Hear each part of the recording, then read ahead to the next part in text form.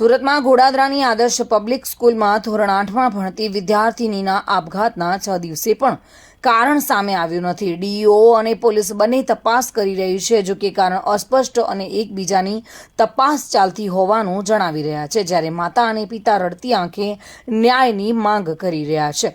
અત્રે ઉલ્લેખનીય છે કે મૃતક વિદ્યાર્થિનીને ન્યાય અપાવવા રાજકીય પાર્ટીઓ પણ મેદાને આવી ચૂકી છે, જો કે હજુ પણ ડીઈઓ અને પોલીસ ફી બાબતે સ્કૂલ દ્વારા ત્રાસ આપતા આપઘાત કર્યો કે અન્ય કોઈ કારણ છે તે સામે લાવી શક્યા નથી। છેલ્લા 6 દિવસથી માતા પિતા રડતી આંખે ન્યાયની માંગ કરી રહ્યા છે, ત્યારે ગત રાત્રિએ ખટીક સમાજ દ્વારા એક રેલીનું આયોજન કરાયું હતું। ભાવનાને ન્યાય આપોના નારા સાથે આ રેલી યોજાઈ હતી, જેમાં મૃતક વિદ્યાર્થિનીના પિતા પણ જોડાયા હતા।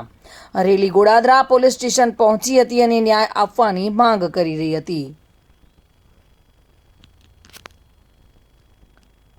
સુરતમાં આત્મહત્યા કરવા માટે મજબૂર બનેલી ધોરણ 8ની વિદ્યાર્થિનીને ન્યાય મળે તે માટે ગોડાદરામાં કેન્ડલ માર્ચ કાઢવામાં આવી હતી અને જેમાં વિવિધ સામાજિક સંસ્થાઓના સેંકડો લોકોએ ભાગ લીધો હતો। ગોડાદરા શનિ મંદિરથી હાથમાં મીણબત્તીઓ લઈને લોકો મહારાણા પ્રતાપ સર્કલ સુધી પહોંચ્યા હતા, જેમણે વિદ્યાર્થિનીને શ્રદ્ધાંજલિ અર્પી હતી અને ત્યારબાદ કેટલાક લોકો સૂત્રોચ્ચાર સાથે ગોડાદરા પોલીસ સ્ટેશને પણ પહોંચ્યા હતા। ઘટના અંગે રોષ વ્યક્ત કરવામાં આવ્યો હતો અને તેઓએ એફઆઈઆર પણ નોંધવાની માંગ કરી વિરોધ પ્રદર્શન કર્યું હતું।